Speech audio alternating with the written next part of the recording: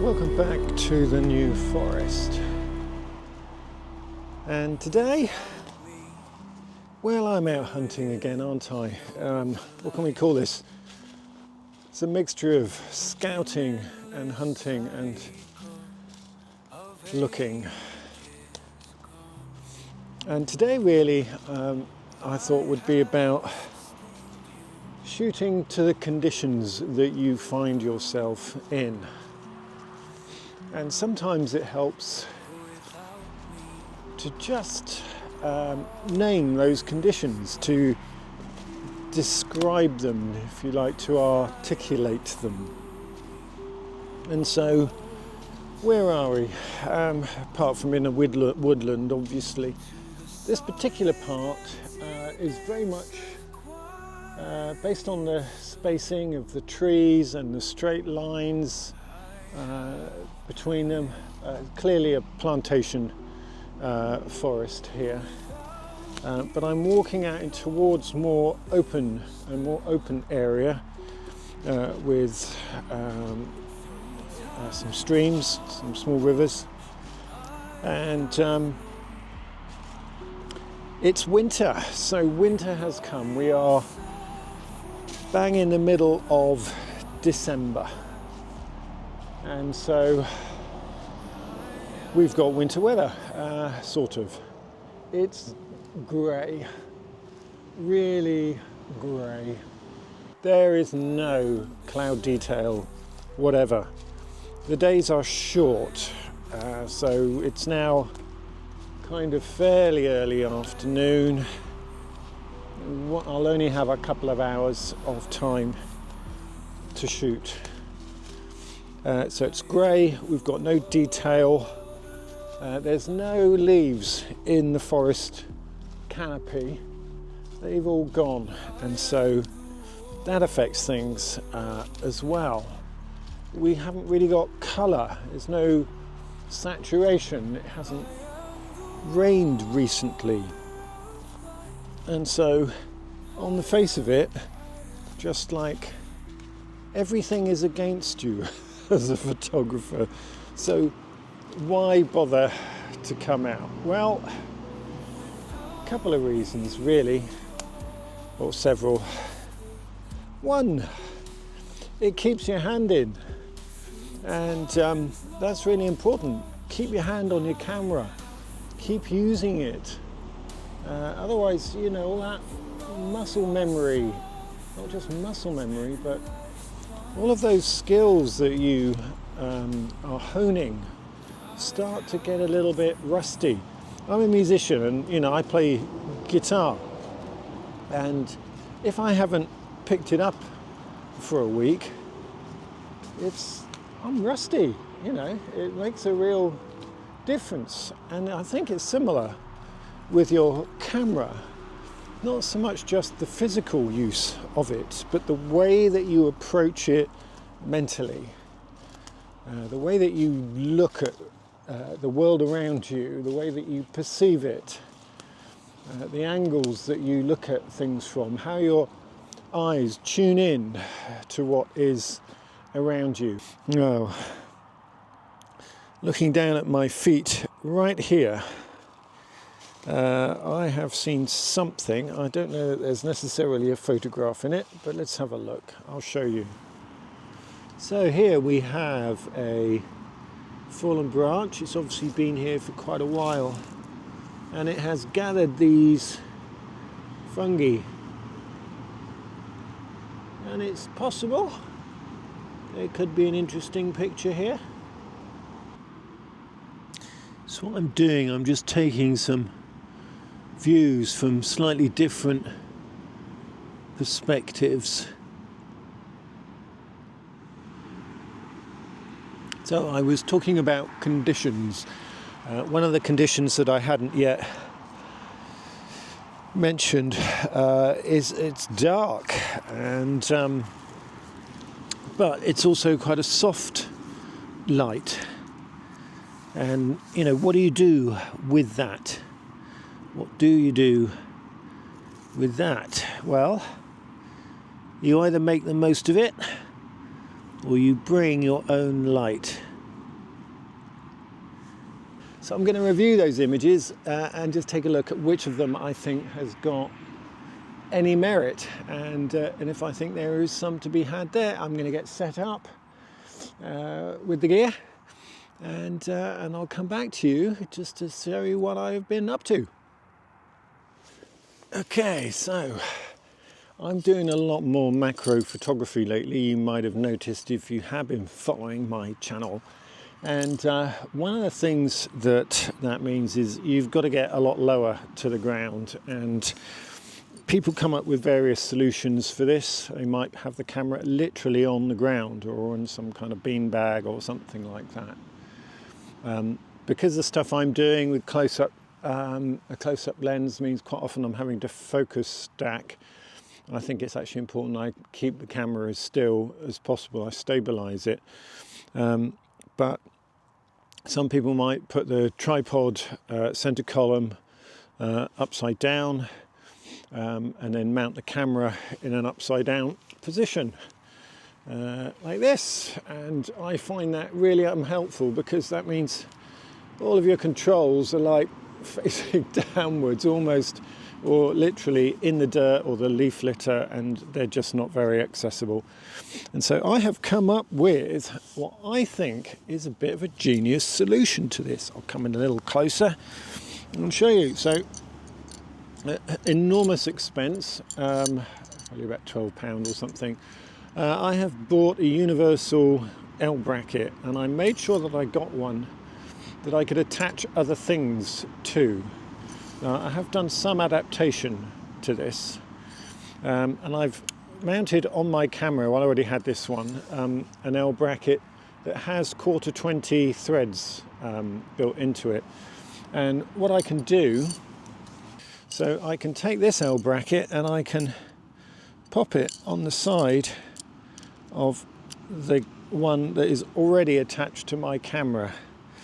So there are little sort of thumb screw things here, and so if we do these up, what this will give me is, right, here we go, what you end up with is this. And so now I have a release plate above my camera with the camera in the correct orientation, so that when I put this on my upside down tripod head, the camera is the right way up, and all of the controls are going to be the right way up.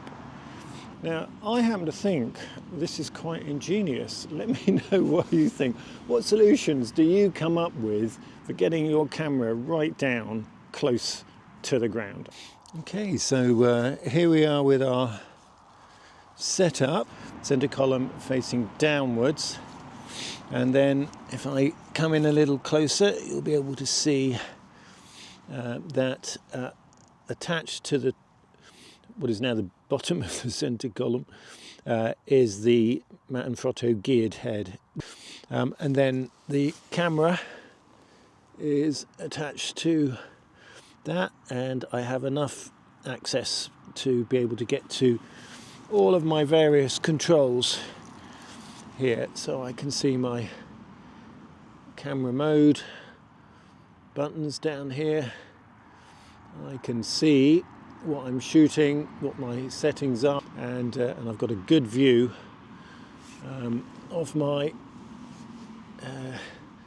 screen at the rear here of what it is I'm taking, and all of these controls are accessible in their right orientation, which I love. So I think this is a really, excellent, cheap solution. I'm loving this.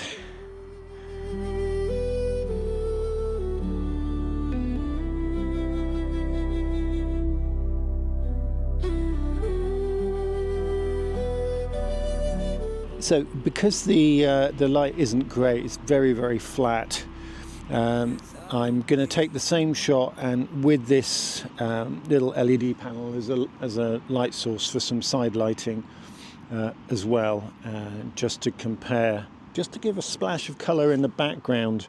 I have popped down here a leaf on top of the branch as a little bit of background colour because it was a bit bland. It's completely out of focus. It's just there to give a little bit of colour and contrast in the image. The other thing that using your own lighting does is it means that you can put your general exposure for the background, for the rest of the image, lower. So you get more natural, again, contrast there. The background is dark, such as it is, and anything that is not directly in the light of these lamps will be darker. So I can use a longer, I can use a shorter exposure. It means I can make sure that the lighting is just right for the subject itself, and that whatever I don't want, whatever isn't the subject, will be darker. And I actually quite like that effect. That's especially helpful if you've got, like a bright sky in the background, and it's overpowering or distracting from the image that you have. So hopefully that gives you one or two little tips about using lighting when it comes to macro. Just make sure you've got the right cut and balance. You treat it a bit like studio lighting when you're lighting a model or a person, for portrait or something like that. And so I have a little bit of fill-in light. I have a main key light. I'm also dealing with the ambient light here. I'm trying to make sure that they all balance. I've got the right kind of direction that I want as well, and the right colour. There you go. I'm wobbling. That's probably enough about lighting fungi now, isn't it?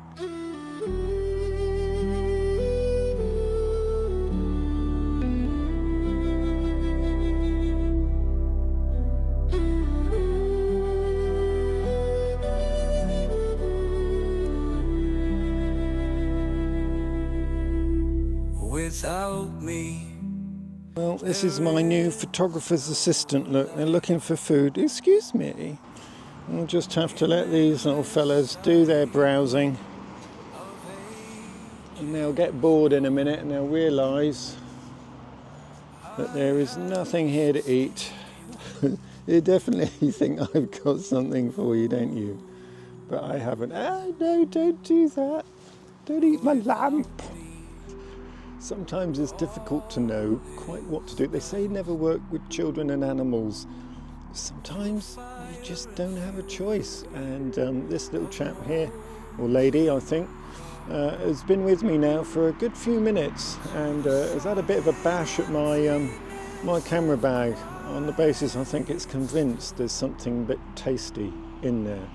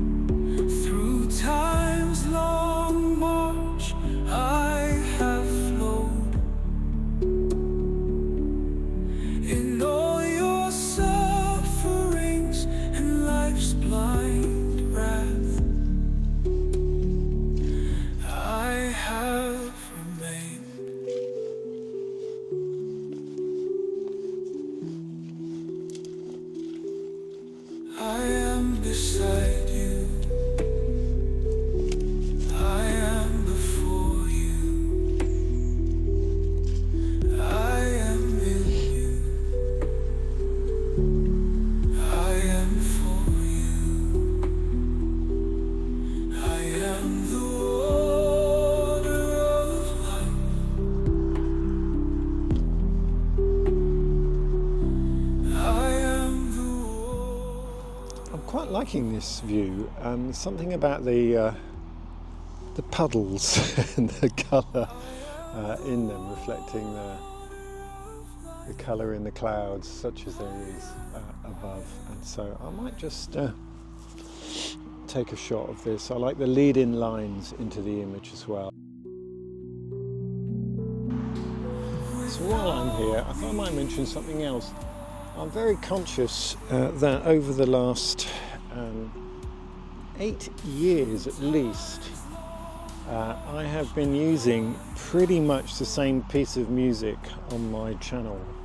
It's a piece that I wrote and performed myself, and I have just never got around to changing it because it takes quite a lot of time and I'm a busy chap. So what I thought was I'm going to experiment. Now, the world of music is being changed by technology in just the same way that photography is at the moment. And you know, if you watch channels like mine, you'll probably have seen all sorts of stuff about how AI is changing our industry. In some ways for the good, in some ways not so much. I have decided not to be a dinosaur and try to find ways that the use of this kind of technology can actually enrich us. It's certainly helped my post-processing in terms of Photoshop's or Adobe's use of AI in noise reduction, for example, or Topaz AI. Again, that is great for sharpening focus photos where maybe you didn't quite hit the focus the way that you had wanted to. And it could save a shot that maybe you travelled half a day or a couple of days to get.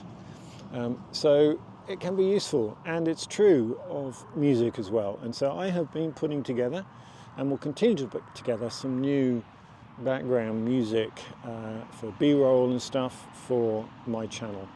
Now, it will all have been produced by me, and sometimes it will include words that I will have written, and sometimes those will be very relevant to the particular shoot that they relate to. So I might be inspired to write a particular lyric or some poetry from a specific location, and you know, that's happened, so I'll use some of that.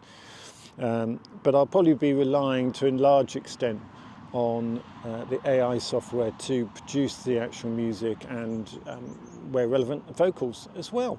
And I hope it'll bring something a bit new and fresh to the channel.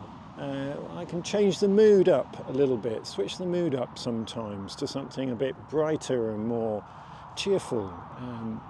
You know, I'm generally a pretty quiet, introvert kind of guy, but sometimes you just want to inject a little bit of energy into what it is that you're saying or that you're showing. And so hopefully over the coming weeks and months you might notice just a little bit more variety, shall we say, in style, in terms of how I'm putting things together. I hope that's okay, and but I appreciate your feedback. So I'm going to go and see if I can make anything of this area of broadleaf trees just in front of me, behind where you are now, and see if I can find anything interesting in there. Without me, there is no life. In endless cycle. I've just got to show you this lovely little setup. I did, as you can see, find some nice fungi in amongst these broadleaf trees. I tend to find them more around oaks and, you know, hardwood beech trees to some degree as well. Oaks particularly, a number of fungi like hardwoods, and so this is a fallen oak and in a various state of disrepair, and I just love this kind of landscape that is building up here, and I'll just show you what I have on the back of the camera at the moment, and I love this little scene. And so I am just using a combination of the close-up lens but also just the telephoto lens here to capture little mini scenes within it. I think any of them are particularly attractive enough for me to get really in close on them. But nevertheless, this is a lovely little spot, and I love this contrast with the the moss that is on the tree, and then the colours being drawn out by the lamp here, and the contrast, a bit of light and shade there, a bit of form, a bit of depth to it. It's just lovely. I think this is a nice shot. It's one of those times, I think I've said before, where like when I was photographing a waterfall down in Dartmoor, you just know, looking at it, you've got exactly what it is that you came for, and it's a wonderful moment when that happens.